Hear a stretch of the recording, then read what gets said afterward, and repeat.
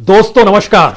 भारत की राजनीति का अनूठा सच है, इस देश में कानून काम करने लगे, इस देश में कानून के तहत अगर जांच में तेजी आ जाए, इस देश में अपराधियों को जेल में डालने की प्रक्रिया शुरू हो जाए, तो इस देश की प्रीमियम जांच एजेंसी, चाहे वो सीबीआई हो या ईडी हो, अगर वाकई उसने काम शुरू कर दिया तो यकीन जानिए इस देश के भीतर में तमाम राजनीतिक दलों के साथ जो भी कद्दावर नेता खड़े हैं सब जेल में होंगे। यानी भारत की राजनीति एक वक्त में आपको सूखी हुई नजर आएगी, कोई नेता आपको जेल के बाहर नजर नहीं आएगा। और जो आरोप लगे हैं उस आरोप के तहत कम से कम 3 साल से लेकर 7 साल और कई केसेस में तो 14 साल तक की सजा हो सकती है। सजा देगा कौन? आरोप दर्ज हो जाएंगे, जांच की प्रक्रिया शुरुआत कौन करेगा और उसको खत्म कैसे किया जाएगा? अदालतें क्या करेंगी इन सब के बीच? और इस पूरी प्रक्रिया में भारत की राजनीति अगर सिर्फ अपराधियों को पाल पोस कर बड़ा कर रही है और भारत के भीतर में आम लोगों को यह कानून सिखाती है कि तुम ब्लैक मनी अपने पास मत रखो, तुम अंतर्राष्ट्रीय ट्रांजैक्शन जो करते हो उसमें कोई घालमेल मत करो। लेकिन अगर हम आपसे यह कहें इस देश में 100 से ज्यादा नेताओं की सूची इस वक्त ईडी के पास है, इन्फोर्समेंट डायरेक्टरेट के पास है, और अगर सब पर कार्रवाई शुरू होने लगे तो कोई नहीं बचेगा। ऐसा नहीं है कि मनमोहन सिंह के काल में ऐसा नहीं था, लेकिन एक बड़ा अंतर यह आया है कि मनमोहन सिंह के काल में जो सत्ता संभाले हुए थे उनके खिलाफ भी सीबीआई और ईडी दोनों कार्रवाई करती थी। लेकिन इस वक्त विपक्ष की तरफ ही सिर्फ ईडी की नजर है और वही सत्ता की तरफ देखने से कतराती है। हमें लगता है आज शुरुआत नामों से की जाए, ऐसे नाम जिन्हें क्या जेल में होना चाहिए। वाकई अगर कार्रवाई हो जाए तो हर किसी को जेल में होना चाहिए। इन नामों की शुरुआत कहां से की जाए? रॉबर्ट वड्रा, चिदंबरम, कार्तिक उनके बेटे, या फिर इन सब के बीच उत्तर प्रदेश की राजनीति को संभाले हुए और खुद सत्ता में आने के लिए बेचैन अखिलेश यादव, या फिर शरद पवार, या फिर प्रफुल्ल पटेल, या फिर डी शिव कुमार जो कि कर्नाटक से आते हैं, या फिर आजम खान, या फिर मायावती, या फिर मदन मित्रा, या कुणाल घोष, या लालू यादव, या छगन भुजबल, या नवीन जिंदल, या फारूक अब्दुल्ला, या फिर रतुलपुरी, या गहलोत, सचिन पायलट, ये सभी नाम है। शंकर सिंह वघेला, ओपी चौटाला, विजय सिंगला, हरीश गहलोत, केडी सिंह, वीरभद्र सिंह, बाबा सिद्दीकी, राज ठाकरे, वायस चौधरी, ये तमाम नामों की फहरिस्त इतनी बड़ी है कि अगर सबके खिलाफ वाकई एक आम शख्स की तरह कार्रवाई शुरू हो जाए तो 3 से लेकर 14 साल के बीच में हर कोई जेल में होगा। इस फहरिस्त को कई हिस्सों में बांटना हो उससे पहले समझ लीजिए इस दौर में इन्फोर्समेंट डायरेक्टरेट सक्रिय हुआ है। उसने ममता बनर्जी के भतीजे से आज पूछताछ की है। उसने कल ही लुकआउट नोटिस जारी किया एनसीपी के नेता और महाराष्ट्र के गृह मंत्री रह चुके अनिल देशमुख के खिलाफ। इनके फाइलों को पढ़ना शुरू करें या आपको यह बताना शुरू करें कि भारत में राजनीति ने कैसे इस देश की जांच एजेंसी को मजाक बनाकर रख दिया है। और मजाक भी ऐसा वैसा नहीं, बल्कि भारत की राजनीति में अब यह मुहावरा चल पड़ा है, किसी को परेशान करना हो, किसी की जुबान बंद करनी हो, किसी की चौखट पर ताला लगवाना हो, किसी की सियासत को साधना हो, किसी को एक दायरे में समेटकर रख देना हो, तो फिर ईडी आपके पास है, यानी इन्फोर्समेंट डायरेक्टरेट, जिसका काम बहुत साफ है। मनी लॉन्ड्रिंग करते हुए पकड़ में आएंगे तो वो दायरे में अपने ले ही लेगा। उसका काम है जो फॉरेन एक्सचेंज मैनेजमेंट एक्ट है उसके जरिए भी वो अपने दायरे में ले लेगा, और जो अंतर्राष्ट्रीय फगेटिव इकोनॉमिक ऑफेंसिव होते हैं उसके लिए भी वो जांच शुरू करता है। यानी सीबीआई से आगे की प्रक्रिया के भीतर में आ जाता है। और इस दौर में जरा ध्यान दीजिए, जिस तरीके से ममता बनर्जी के भतीजे अभिषेक बनर्जी से जब मीडिया ने पूछा, अब उन्होंने कहा 10 पैसे भी लिए हो तो मुझे जेल में डाल देना। शिवसेना से पूछा गया, आपके भी तो नेताओं की फहरिस्त और एक दो नहीं बल्कि प्रताप सरनाइक जो एमएलए है, भावना गावली जो एमपी है, मिलिंद नार्वेकर, अनिल परब, संजय राउत की पत्नी, इन सबको लेकर कहा गया यह दरअसल लव लेटर है, यह नोटिस नहीं है, लव लेटर है। इन सब की प्रक्रिया में महाराष्ट्र के भीतर एनसीपी के नेता एकनाथ खड़से, उनकी पत्नी मंदाकिनी, उनके दामाद गिरीश चौधरी जिन पर एमआईडीसी लैंड स्कैम का चार्ज लगा हुआ है, और पश्चिम बंगाल में तो एक पूरी फहरिस्त है यानी एक तरफ ईस्टर्न कोलफील्ड को लेकर अभिषेक बनर्जी और उनकी पत्नी को दायरे में लिया गया और दूसरी तरफ नारदा और शारदा के तहत जो एक लंबी फहरिस्त है जिसमें जिनको नोटिस दिया जा चुका है, वह नोटिस की शुरुआत भी बंगाल चुनाव के वक्त से ही होती है। अप्रैल में पार्थ चटर्जी और अप्रैल में ही नाम इस वक्त अभिषेक बनर्जी जिनसे पूछताछ ईडी कर रही है, उनका नाम भी अप्रैल में ही आता है जो इलेक्शन का पीरियड है। हम तमाम जानकारी दें, लेकिन उससे पहले जिन्हें नोटिस दिया गया है वह फहरिस्त देखिए जो सिर्फ टीएमसी के नेता है। पार्थ चटर्जी, अभिषेक बनर्जी, रोजिरा नरुला, फिरहद हाकिम, सुब्रत बनर्जी, शुभेंदु अधिकारी, स्वागत राय, काकोली घोष दस्तिकार, प्रसून बनर्जी, इन सभी को नोटिस थमाया जा चुका है। अब इन फहरिस्त को समझते हुए जरा शुरुआत में दो बातों पर जिक्र कर लीजिए। मनमोहन सिंह के काल में 9 वीआईपी कौन थे इस देश के जिनके खिलाफ ईडी ने जांच शुरू की, और इस दौर में यानी नरेंद्र मोदी जी के दौर में जो हमने पूरी फहरिस्त पढ़ दी, उस फहरिस्त को हम नए तरीके से आपको फिर सुनाएं। उससे पहले मनमोहन सिंह के काल में आपको लिए चलते हैं, फिर बताएंगे दरअसल सीबीआई और ईडी जितनी भी एफआईआर दर्ज करती है, जितनी भी जांच करती है, उसका परिणाम होता कितना है। हैरत में आ जाएंगे, इतनी बड़ी तादाद में एफआईआर दर्ज होती है जितने शायद थानों में भी नहीं होती होगी, और उस पर कितना खर्च किया जाता है एक अलग किस्सा है। लेकिन मनमोहन सिंह के काल में जो नाम आपके जहन में आएगा उसमें आएगा सुरेश कलमाड़ी, कांग्रेस के ही नेता थे। 2010 सीडब्ल्यूजी स्कैम मनी लॉन्ड्रिंग के तहत थे। उसके बाद नया नाम था दयानिधि मारन का और कलानिधि मारन का, जो कि मनी लॉन्ड्रिंग, जो कि एयरसेल मैक्सिस का मसला था, उसके मातहत उनसे पूछताछ शुरू हुई थी। उसके बाद कनिमोझी याद आपको आएगा, 2G स्पेक्ट्रम। उसके बाद आपको हरि नारायण राय याद आएंगे, यह भी मनी लॉन्ड्रिंग, और इनको 7 साल की सजा भी हुई। मधु कोड़ा झारखंड के मुख्यमंत्री थे, मनी लॉन्ड्रिंग कोल स्कैम इनके साथ जुड़ा हुआ था। वाईएस जगन रेड्डी 2012 में मनी लॉन्ड्रिंग का मसला था। बड़ा रेबू और निजामपट्टनम इंडस्ट्री कॉरिडोर का जो पूरा स्कैम था उसका मसला था। जनार्दन रेड्डी ओबलापुरम माइनिंग स्कैम था। लक्ष्मीकांत वर्मा 2014 में व्यापम केस था, मनी लॉन्ड्रिंग का मसला था, और इन पर 2018 की चार्जशीट जब दाखिल हुई 2018 में, तो इनका नाम नहीं था। एक नाम और बड़ा महत्वपूर्ण है, बाबा रामदेव 2012 में इन पर फॉरेन एक्सचेंज वायलेशन का आरोप था, और इनके सहयोगी बालकृष्ण जो है उन पर भी था। लेकिन उसके बाद जब मोदी की सरकार आई तो फिर दोनों से केस हट गए।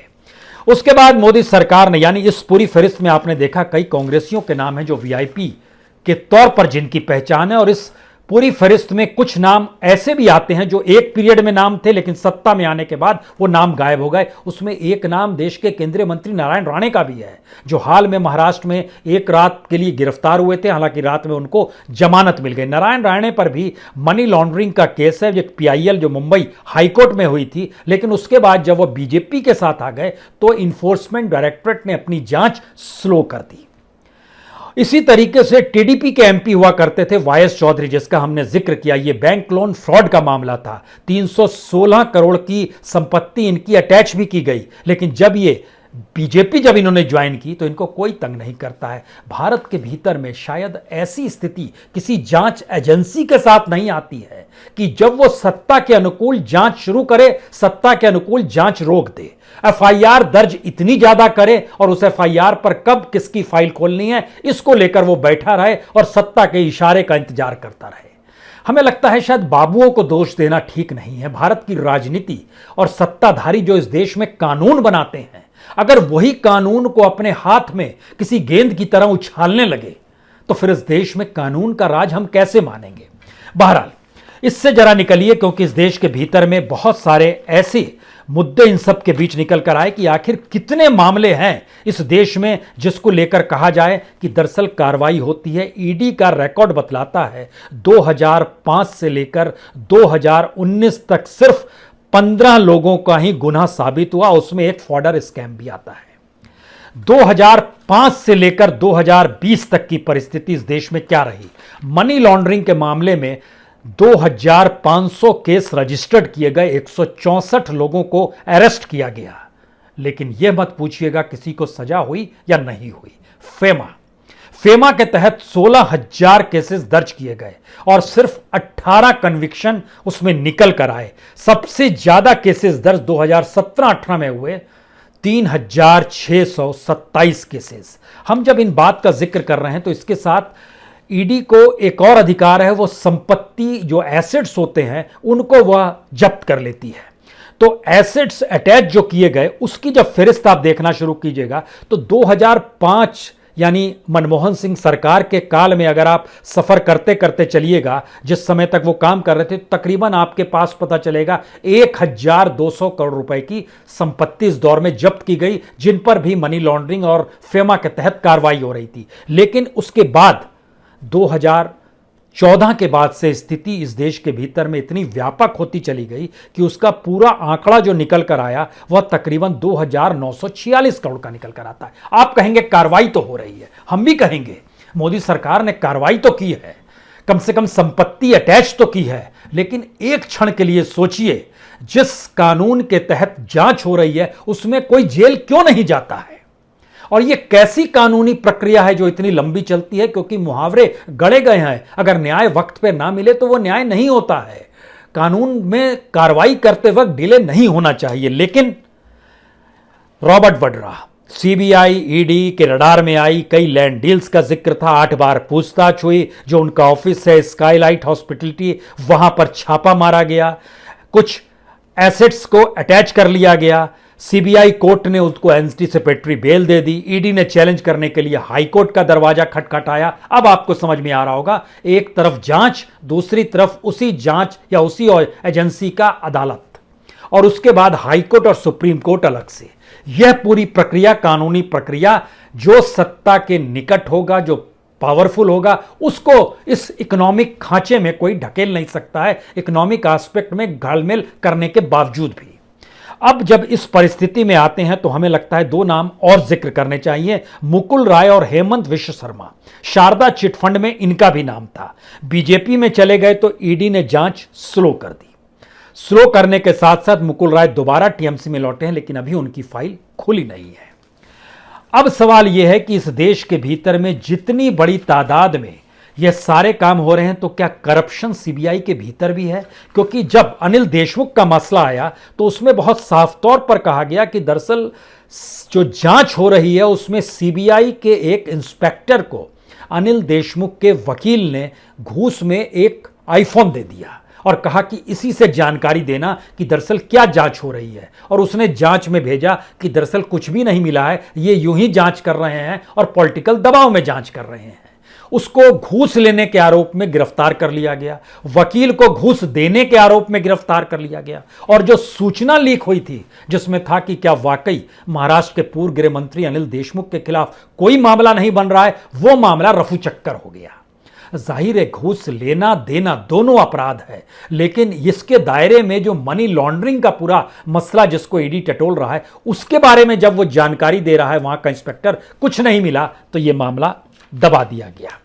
अब इसकी दूसरी स्थिति यह है कि जब हम अभिषेक बनर्जी, जो ममता बनर्जी के भतीजे हैं, उनकी फाइल देखें तो इससे पहले कभी कोई फाइल नहीं खुली। एक झटके में इलेक्शन के पीरियड में अप्रैल में जो बांकुरा पुलिस स्टेशन के अशोक कुमार हैं, उन्होंने एक दर्ज किया बयान, कहा कि हमने पूछताछ की एक विनय मिश्रा नाम के शख्स से, वह व्यक्ति के संबंध अभिषेक मिश्रा से नजदीक के हैं, अभिषेक बनर्जी के करीब के हैं, और तकरीबन 1.5 करोड़ रुपए का जो ट्रांजैक्शन हुआ, 1.5 करोड़ रुपए जो ट्रांजैक्शन हुआ कोलकाता से दिल्ली तक आया, लेकिन बैंकिंग एस्पेक्ट से नहीं आया। किन रास्तों से आया नहीं कह सकते हैं। फिर उनकी पत्नी को दायरे में लिया गया। कहा गया कि इसके बाद यह जानकारी मिली कि अनुप मांझी और विकास मिश्रा, विकास जो विनय के भाई हैं, इनकी गिरफ्तारी की गई, और सारी जानकारी में आया कि कुछ पैसा और भेजा गया। उसमें 2 अलग अलग एड्रेस थे, कोई थाईलैंड का एड्रेस था, कोई लंदन का एड्रेस था, जो कि अभिषेक बनर्जी के पत्नी के परिवार से जुड़े हुए एड्रेस थे। तो इनके खिलाफ भी कार्रवाई शुरू कर दी जाए। ये कार्रवाई के तौर तरीके हम सिर्फ आपको बतला रहे हैं।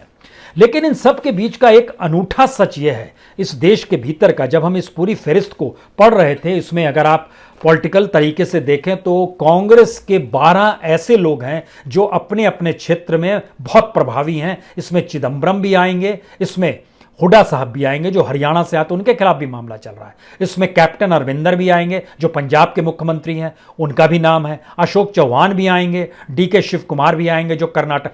12 ऐसे लोग हैं जो बड़े प्रभावी हैं, जो ईडी के दायरे में है। डीएमके के 4 बड़े नेता हैं, उसमें ए राजा भी है, कनुमोजी भी है, दयानिधि मारन भी है, के सी पन्ना स्वामी भी है। इसके दायरे में फारूक अब्दुल्ला साहब भी आते हैं और टीएमसी के सबसे ज्यादा 16 नेता हैं। आरजेडी के सब 3 नेता हैं, जिसमें लालू यादव हैं, उनके बेटे तेजस्वी हैं, बेटी मीसा भारती है। इनके खिलाफ भी फाइल खुली हुई है। जब अब इन फहरिस्त का नाम आपके सामने ले रहे हैं तो आपके जहन में होना चाहिए, क्या इस देश को इन राजनेताओं ने खोखला बना दिया है? और जो जांच करने वाली एजेंसी है वो जानती है कि अभी ये विपक्ष में है, कल सत्ता में आ गए तो हमारी फाइल ना खोल दें, इसीलिए किसी तरीके से इनको जेल में मत डालो, जांच की प्रक्रिया को पूरी करते रहो। और उस दायरे के भीतर में, महाराष्ट्र के भीतर में एमआईडीसी में घपला घोटाला हो जाता है, कोऑपरेटिव बैंक्स में घपला घोटाला हो जाता है, कोल माइंस और जो माइनिंग सेक्टर है उसमें पूरा घपला घोटाला हो जाता है, क्रिकेट एसोसिएशन के भीतर घपला घोटाला होता है, पीएनबी केसेस जो आपको याद हो जिसमें मेहुल चौकसी और नीरव मोदी का नाम आता है, वह भी ईडी के ही पास जांच की कॉपी फाइल पड़ी हुई है, उसकी भी जांच हो रही है। आईसीआईसी बैंक लोन जो वीडियोकॉन इंडस्ट्रीज को दिया गया उसकी भी जांच है। अगस्ता वेस्टलैंड उसकी भी जांच हो रही है। Sterling Biotech bank loan fraud जो था उसकी भी जांच हो रही है। आईएनएक्स मीडिया की जांच हो रही है। हमने जब निकालना शुरू किया तो आपको जानकर हैरत होगी कि इस देश के भीतर में 18 ऐसे सेक्टर हैं जिसमें घपले घोटाले करने वाले पॉलिटिशियन हैं, जिनको लेकर सीबीआई ने जांच शुरू की। और एक प्रक्रिया के बाद जब मनी लॉन्ड्रिंग और फेमा का केस बनने लगा तो ईडी ने अपने हाथ में ले लिया। लेकिन इन प्रभावी नेताओं से जांच होती है, इन्हें जेल में नहीं डाला जाता है। और जब जेल में नहीं डाला जाता है तो फिर जांच प्रक्रिया में ये बार बार कहते हैं कि दरअसल ये जानबूझकर सत्ता उनसे खिलवाड़ कर रही है। आप इस पूरी फहरिस्त में बीजेपी के एक भी नेता का नाम नहीं देखेंगे, यानी इतनी ईमानदार पॉलिटिकल पार्टी ने कोई घपला घोटाला नहीं किया, सत्ता में रहने के वक्त भी और सत्ता के अलावे बाहर रहते हुए भी। लेकिन विपक्ष के वो सारे दल जो जब सत्ता में थे तब भी उनके खिलाफ जांच की प्रक्रिया शुरू हो गई, और जब वो विपक्ष में है तो भी उनके खिलाफ जांच चल रही है। ये जांच की प्रक्रिया हम और आप अगर समझने की कोशिश करें, क्या हम लोग के ऊपर कोई केस हो जाए तो उसके बाद क्या क्या हो सकता है। हो यह सकता है कि हम लोग का पासपोर्ट जब्त कर लिया जाए, हो सकता है ये हमारी आवाजाही बंद कर दी जाए, हो सकता है हमारे ऊपर बंदिशें लगा दी जाए। लेकिन इन नेताओं को विशेषाधिकार होता है। ना तो उनका पासपोर्ट जब्त किया गया, और जब लुकआउट नोटिस जब जारी किया गया अनिल देशमुख के खिलाफ तो यह कहकर किया गया कि हमने 5 बार उनको सम्मन भेजा, वह नहीं आए। और उनका कहना अनिल देशमुख का, एक तो मेरे खिलाफ कोई मामला नहीं, दूसरा मुझसे पूछताछ ही करनी है तो आप सामने वीडियो कॉन्फ्रेंसिंग के जरिए पूछताछ कर ली। और इसको लेकर उन्होंने अदालत में एक अर्जी भी दी हुई है। तीसरी बड़ी बात यह है कि लुकआउट नोटिस उसके लिए होता है जो फरार हो रहा हो। तो क्या अनिल देशमुख फरार हो रहे हैं? और अगर जो फरार होने की परिस्थितियां में लुकआउट नोटिस जारी किया जाता है तो इसका मतलब है उसे बड़े सीरियस क्रिमिनल चार्जेस के तौर पर देखा जा रहा है। तो क्या उन्हें देखा जा रहा है? और इन तमाम नामों में, जिन नामों का हम आपसे जिक्र करते चले गए थे, इस फहरिस्त को पढ़ते वक्त हमें लगता है कि भारत के भीतर में कम से कम उत्तर प्रदेश में अखिलेश यादव और मायावती, बिहार में लालू यादव और उनका परिवार, कर्नाटक में, तमिलनाडु में, महाराष्ट्र में, मध्य प्रदेश में, इन तमाम जगहों पर जो विपक्ष की राजनीति संभालने वाले हैं उनका पूरा सुपड़ा साफ हो जाएगा। सभी आपको जेल में नजर आएंगे। हरियाणा को भी जोड़ लीजिए क्योंकि उसमें हुडा साहब का नाम भी है, बीएस हुडा, उनका भी नाम उसमें जिक्र किया गया, ईडी ने जो जांच कर रही है। नवीन जिंदल का भी जिक्र किया गया है। ये सारे नामों को लेकर कुछ सवाल हैं, क्या भारत की राजनीति के भीतर में क्रिमिनल जो है वह क्रिमिनल क्राइम करने के बाद पॉलिटिक्स में आए या पॉलिटिक्स में आने के बाद क्राइम करे? ये दोनों परिस्थितियां उसको सजा नहीं दिलाती हैं। तो क्या जो एक सोच कर बनाया गया इस देश की जांच एजेंसी हम सीबीआई को बना रहे हैं, सोच कर बनाया गया 57 में हम इन्फोर्समेंट डायरेक्टरेट बना रहे हैं जिससे इस देश में इकोनॉमिक ऑफेंसेस ना हो, लेकिन संयोग में उसमें तेजी आती चली गई। और तेजी की रफ्तार, हमें लगता है वो डॉक्यूमेंट बड़ा शानदार है कि तेजी की रफ्तार क्या होती है। सीबीआई इस देश भर में तकरीबन 100 से ज्यादा उसके ऑफिसेस काम करते हैं। ईडी के जो ऑफिसेज हैं वो 49 ऑफिसेज हैं। महत्वपूर्ण यह है कि जो केसेस दर्ज किए गए, उस केसेस दर्ज में जो दूसरों को जो सजा होनी चाहिए थी, सीबीआई के भीतर जो क्रिमिनल चार्जेस उनके अपने अधिकारियों पे लगा, उसमें 7 आईपीएस भी हैं जो डेपुटेशन पे सीबीआई ज्वाइन किए थे। उनके खिलाफ कुल मिला के 10 साल का जब आंकड़ा निकल कर आया तो पता चला कि 60 केसेस दर्ज किए गए अपने ही अधिकारियों को लेकर। 4 कन्विक्ट भी हो गए। और जो खास तौर से जो करप्शन के चार्जेस थे, उसमें 36 सीबीआई ऑफिसर्स फंसे 2017-2019 के बीच में, और ये 2016 से 19 के बीच में लगभग 23 केसेस ऐसे थे जिनके ऊपर जांच की प्रक्रिया शुरू कर दी गई अपने ही अधिकारियों को लेकर। दूसरा सवाल था, आखिर कितनी बड़ी तादाद में सीबीआई काम करती है और ईडी किस रूप में उसका केस लेती है। आपको जानकर हैरत होगी कि 2000 यानी 4 साल 8 महीने, हमने 2017 से इस डाटा को लिया है, 2017, 2018, 2019, 20 और 2021 के अगस्त तक का 4 साल 8 महीने में 3205 एफआईआर दर्ज सीबीआई ने की है। यानी दिन के लिहाज से समझिए तो कुल मिला के 1700 दिन होते हैं, हर दिन 2 एफआईआर सीबीआई दर्ज कर रही है। यहां पर अगला सवाल होगा, कन्विक्शन रेट क्या है? 3% कन्विक्शन रेट है और कमोवेश यही रेट ईडी का भी है। यानी सजा नहीं दिला पाएंगे लेकिन कार्रवाई जारी रखेंगे। और इस देश के भीतर जिस तरह से ईडी और सीबीआई की मौजूदगी राजनीतिक हथियार के तौर पर काम कर रही है या राजनीतिक प्यादे के तौर पर काम कर रही है, ये आप सोचिए। लेकिन एक बात तय है कि अगर इन सभी लोगों को जिनके नाम हमने लिए, उसमें सुप्रीम कोर्ट को जो सौंपी गई है ईडी की फहरिस्त, उसमें 100 पॉलिटिशियंस के नाम हैं, अगर ये सभी के खिलाफ किसी एक आम आदमी की तर्ज पर केस शुरू हो जाए, जांच शुरू हो जाए और सजा हो जाए, तो भारत की राजनीति के भीतर से विपक्ष पूरी तरह गायब हो जाएगा। इस राजनीति ने एक मंत्र दिया है, जब आप सत्ता में आए तो फिर आप भी वैसी ही कार्रवाई करें। चिदंबरम के खिलाफ कार्रवाई हुई, उनको थाने में गुजारना पड़ा, उनको जेल जाना पड़ा। चिदंबरम जिस वक्त इस देश के गृह मंत्री थे, उस वक्त इस वक्त के गृह मंत्री जो अमित शाह थे, उनकी फाइल एक फर्जी इनकाउंटर के मद्देनजर सोहराबुद्दीन केस में गृह मंत्रालय ने खुलवाई थी और उस अभी के गृह मंत्री को उस वक्त जेल जाना पड़ा था। यह सियासत है और इस देश की जांच एजेंसियों से खिलवाड़ है क्या? और इस देश की जांच एजेंसियों के मद्देनजर अब सुप्रीम कोर्ट ने कहा है कि सीबीआई अपनी सफलता बताए। सारे केस सीबीआई को सौंप दिए जाते हैं। और झारखंड में जब एक जज की हत्या हो गई, उसकी भी रिपोर्ट अभी तक नहीं आ पाई है। इसको लेकर पूरे तरीके से जजेस के भीतर आक्रोश है। सीबीआई ये कैसी जांच कर रही है? झारखंड हाईकोर्ट में यह मामला परसों उठा और उन्हें जिक्र किया, सीबीआई की जांच भी ऐसी होती है क्या? सवाल 3 है, इस देश की राजनीतिक सत्ता क्या इस देश में कॉन्स्टिट्यूशन के तहत जो चेक एंड बैलेंस था उसे खत्म कर चुकी है? दूसरा सवाल, इस देश में कॉन्स्टिट्यूशन के हिसाब से जो कॉन्स्टिट्यूशनल बॉडीज थी, जो स्वायत्त संस्थाएं थी, क्या अब उनके नौकरशाहों के पास कोई अधिकार नहीं बचा है और वो पूरी तरह सत्ता के लिए काम कर रहे हैं? और तीसरी बात, आखिरी सच क्या यही है, जो सत्ता में आ गया सब कुछ उसका 5 साल के लिए, और उस बीच में किसी ने जरा से चूं भी की तो उसके खिलाफ केस दर्ज हो जाएगा? बहुत बहुत शुक्रिया, समझिए इसे। बहुत बहुत शुक्रिया।